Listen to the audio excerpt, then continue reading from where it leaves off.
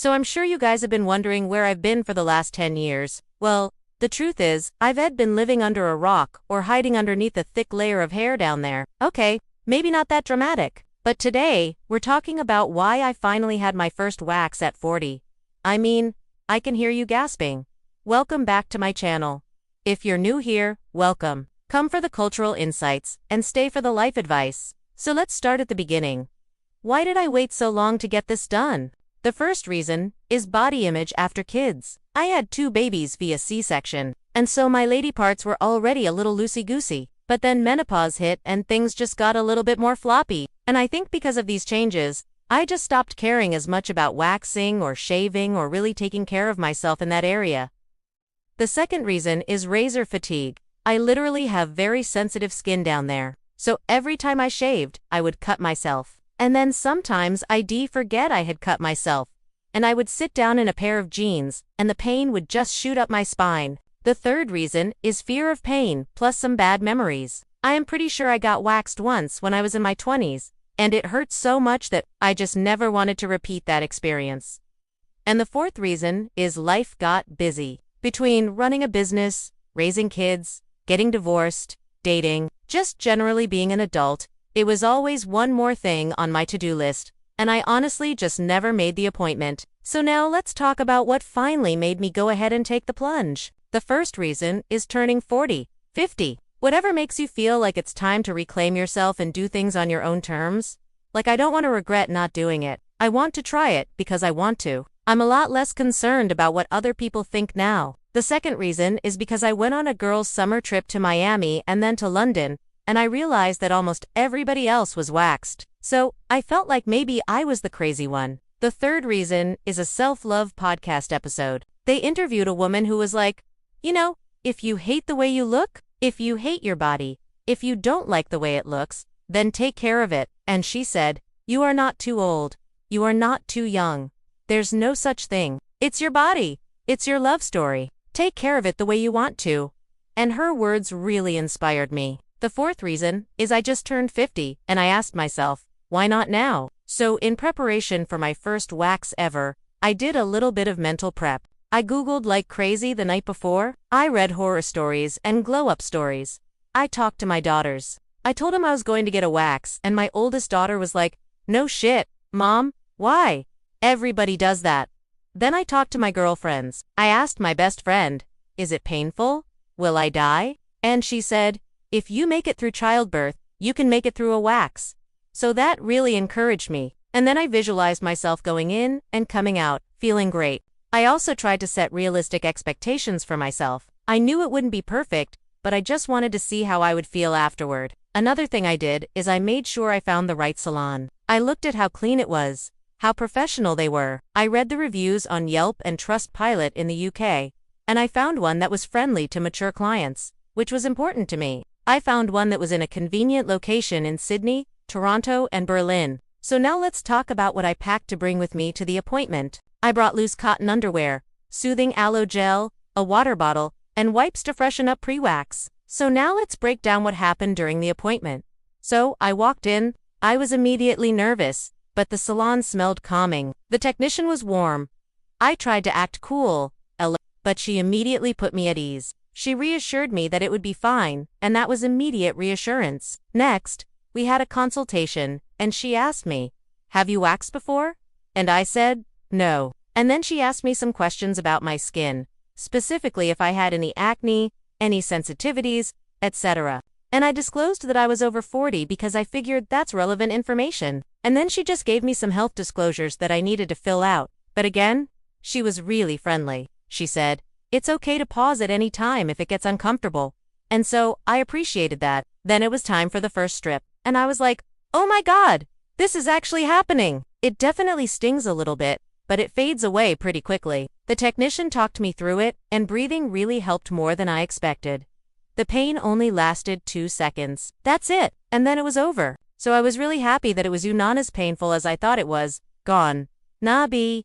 And I actually laughed through most of it. I focused on my music, which you should totally make a playlist. I used belly breaths, kind of like yoga, in and out, and that really helped calm me down. And the entire time the technician was checking in with me, making sure I was okay, which I really appreciated. She was experienced, she was fast, she used hard wax and soft wax.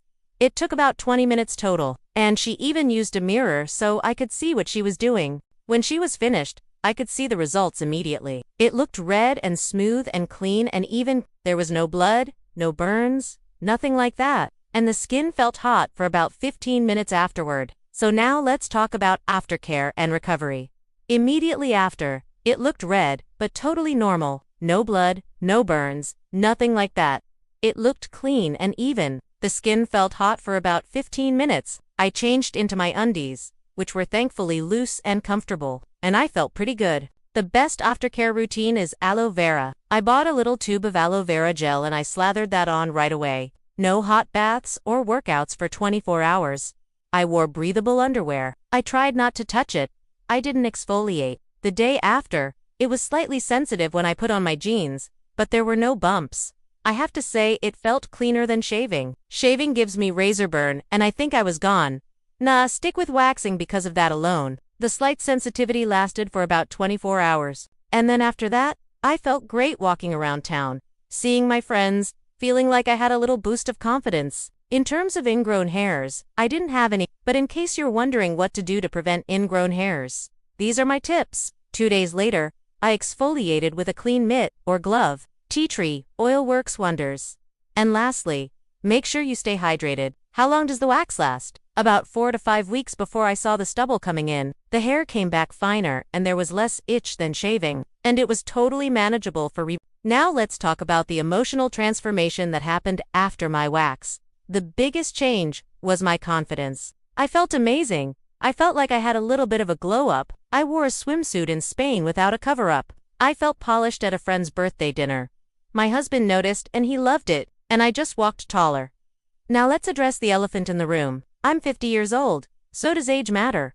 I'm gonna say no. The woman beside me was 63, and she was getting a bikini wax as well. So it doesn't have anything to do with age. It has everything to do with how you feel. What I can tell you is that the salon didn't treat me like I was too old. It was bold. It was sexy. It was empowering. And I felt like I was part of a sisterhood of women who were all taking care of themselves. So let's answer the question. Do I have any regrets? Absolutely not. The pain was totally worth it. I loved the glow-up feeling. And honestly, I wish I had done it sooner. I already have my next appointment booked. Now let's talk about some cultural insights. I've realized that where you live makes a difference. In New York City, getting a wax is totally normal. Self-care. In Berlin, it's seen as a little bit bold and sexy. In London, it's trending in wellness circles. And in Melbourne, Australia, everyone does it, regardless of age. I also asked my friends what they thought, and these were their responses. Wasn't that painful? You're braver than me. You inspired me to book mine. And my daughter thought it was badass. Okay, now that I'm an official waxer, I have some tips for first-timers. Don't do this before a wax. Don't use retinol, don't have sunburn, and don't wear tight pants. Don't wax near your period.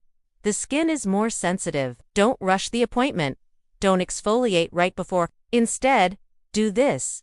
Hydrate 48 hours before. Do eat something before. Do a patch test if you're using a new product. Do relax. The best time to book is mid-cycle. You're less sensitive. It's not before a major event. It's not on a hot weather day. And mornings are better because the tech has less appointments to squeeze in. Here's how to pick a good technician. She or he is certified or licensed. They read the room, they're warm, they use clean tools. They're not pushy or shaming. And here's when to rebook. Every 4 to 6 weeks. It'll be less painful. It's easier when you have regular waxes, and you want to book while you're still smooth. So the big question, would I do it again? Yes. And I'd go with friends next time. Here's what I'd tell my younger self.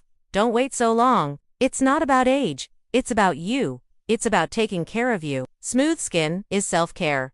And here's my final message. Is it worth it after 40, 50, 60, 70, or beyond? Absolutely. It's about how you feel. It's not about the trends. Menopause doesn't stop glam, and everyone deserves to feel pampered and beautiful. So how do you talk to your technician? Ask for what you need. Don't be shy. They've seen it all. Communication is key. You're in control. And lastly, here's what I think will happen 1 year from now. I'll be waxing monthly. It'll be a routine. There won't be any more razor bumps. I'll have more confidence in everything. It all starts with one appointment. That was a lot. I hope you enjoyed that video. If you did, please give it a thumbs up and subscribe for more videos just like this one. Thanks for watching. Bye.